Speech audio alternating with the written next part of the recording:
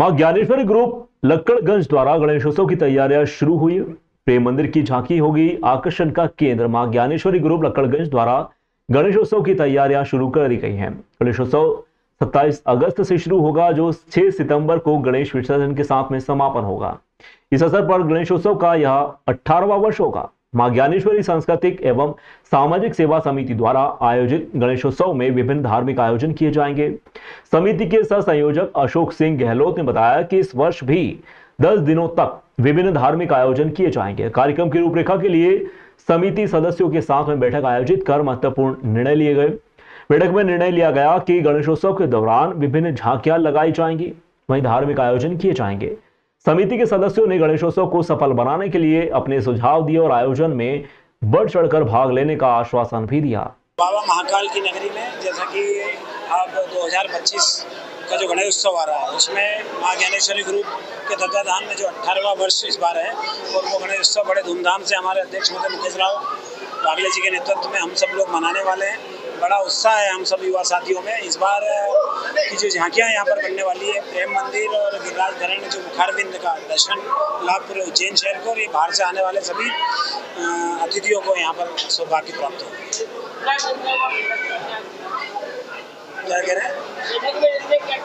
बैठक में सभी युवा साथियों ने बढ़ चढ़ कर हिस्सा लेने का लिया और साथ ही सुझाव भी आए जो अगले वर्ष की जो छोटी मोटी त्रुटियां थी हमारी, इस बार वो त्रुटियों पर ध्यान रखते हुए जो भीड़ को कवर करने वाली बात है, साथ ही जो हमारे युवा साथियों का जो समन्वय है, वो सबको मिलाकर इस कार्यक्रम को भव्य रूप दिया जाएगा।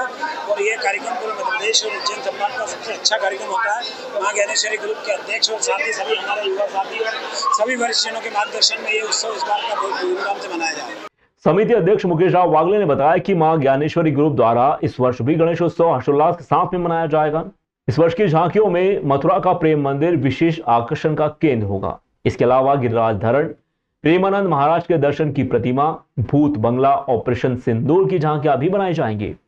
मां ज्ञानेश्वरी ग्रुप के तत्वाधान में गणेश उत्सव बनाया जाता है।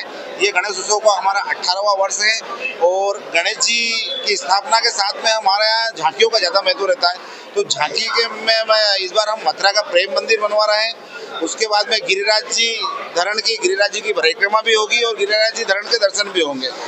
प्लस उसके साथ में हम प्रेमानंद जी महाराज जो अभी इंडिया में मतलब वो है बहुत फेमस है और भगवान उनके आशीर्वाद मतलब हर लोग चाहते हैं कि प्रेमानंद जी महाराज का आशीर्वाद मिल जाए, तो उनके दर्शन हम वहाँ जाके नहीं कर पाए, तो यहाँ पे उनकी एक प्रतिमा बना के हमने ऐसी व्यवस्था करी है कि यहाँ पे उनके दर्शन हो जाए। उसके बाद में हमारा जैसे मतलब दर्शन करने के बाद में हम जब नीचे आते हैं हमारा धर्मशाला में, तो इस बार हमने जो नीचे की प्लानिंग जो करी है उसमें ऑपरेशन सिंदूर के ऊपर हमने पूरी प्लानिंग करी है कि ऑपरेशन सिंदूर में जो भारतीय सेना ने पाकिस्तान के ऊपर जो एयरबेस तबाह करे, उसमें हम झांकियों के माध्यम से बताया जाए पाकिस्तान इंडिया के शौर्य के लिए जो उनके पास जैसे राफेल है, सुखोई है, जो हमारे पास सिस्टम है वो बताया जाए।